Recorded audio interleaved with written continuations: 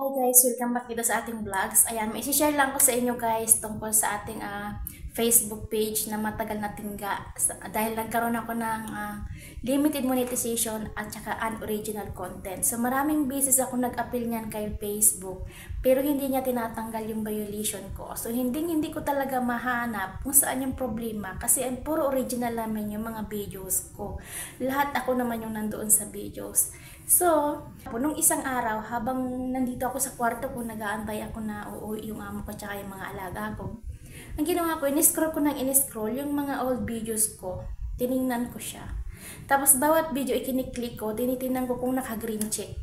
Diba bawat video natin, meron niyang green check sa ibaba kung titingnan ninyo guys. Pero kung naka-yellow siya, nakasign yung yellow, hindi naka-green. Tapos, basahin po ninyo kung ano yung nilalaman doon. Malalaman niyo po kung saan kayo may problema, kung bakit nagkaroon po tayo ng unoriginal content at limited monetization. So, wag na po natin panghinayangan yung mga old videos natin kasi pwede naman natin siyang i-re-upload. Kailangan lang pong i-edit yung videos natin ulit. Kailangan lang natin sundin yung sinasabi doon na bawal yung ganito, bawal yung ganyan. Ano nga ba yung mga bawal na hindi natin pwedeng gawin para hindi tayo magkaroon ng limited monetization at unoriginal content? Kasi sa akin, mas marami kasi akong na-upload na old videos ko na hindi naka 9.16 at saka mas marami rin akong may mga capital letters na title. Hindi pala po siya pwede. So, ang ginawa ko, habang ini-scroll ko siya, may mga nakita ako doon na hindi naka-green check at naka-yellow sign talaga siya. Sinasabi doon na hindi siya, anong tawag dito, hindi daw siya maipapakita sa maraming tao kasi maaaring yung title ko daw or blurry yung videos, hindi ba malinaw, at saka hindi siya naka 9.16 ratio na yung size ng video natin. So, ang ginawa ko guys, yung mga reels na yon na hindi pwedeng i-edit yung title, dinilit ko na lang siya guys. Tapos, in-re-upload ko na lang siya. Tapos, yung mga videos ko na yung mga videos ko na hindi siya naka 9.16, dinilit ko rin siya. At inedit ko siya, ginawa ko siyang 9.16 at kailangan 7020p lang siya. Yung quality ng videos natin. Yung camera ba. So, simula nung isang araw, kasi ang dami ko na-delete na videos siguro mga nasa 100 plus na videos na puro ganon. Dinilit ko siya, tapos hindi ako nag-open ng mga 2 days na simula kahapon ng umaga, hindi ako nag-open. So, dinilit ko lahat yung mga videos na yun. Scroll lang ako, nanonood ako sa ibang mga content creator, pero hindi pa ako nagpapara-upload nung araw na nag-delete ako ng mga videos.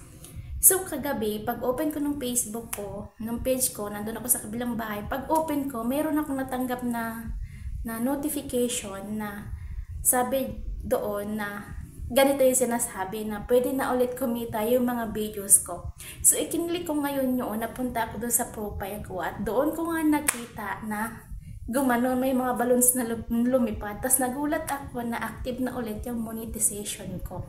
So, yun pala yung problema ng aking page na hindi ko masolusyonan na matagal na. So, muntik na nga niya ako na maghanap ng tao para ayusin yung page ko. Pero dahil nadala na nga niya ako sa nangyari sa page ko dati, na hinak ng tao. Tapos nakunan ako ng pera. So, hindi na ako umulit. Sabi ko, babalik na lang ito sa normal. So, nung dinit ko yung mga videos din, kasi nakita ko sabi doon, bakit lahat ng videos ko na mga old videos na na-upload ko, hindi siya naka-green check. Tapos, sinasabi doon, kasi may yellow sign siya pag hindi naka-green check, sinasabi doon na yung video mo blurry, hindi siya sumunod sa policy, hindi siya naka 9.16, hindi siya naka 7010p, yung ano ba ng camera, yung layout ng camera. Tapos yun, dinilit ko na lang. Tapos yung iba nire-upload ko, yung iba hindi na, kasi tinatamad na ako mag-edit. So, nag-upload na lang ulit ako ng ibang mga ginawa-gawa ko lang na vlogs dito. At doon na nga nawala yung ating limited monetization. Bumalik na lahat. So, happy na ako. Kaya yung may mga ganito na limited monetization at unoriginal content, kahit sarili nyo yung video guys, ganun na lang yung gawin nyo, i-delete nyo, tapos edit nyo po yung mga title. Kasi sa title po tayo nagkaroon ng problema at sa layout ng videos natin na hindi naka 9.16. Sana nakatulong guys. Bye!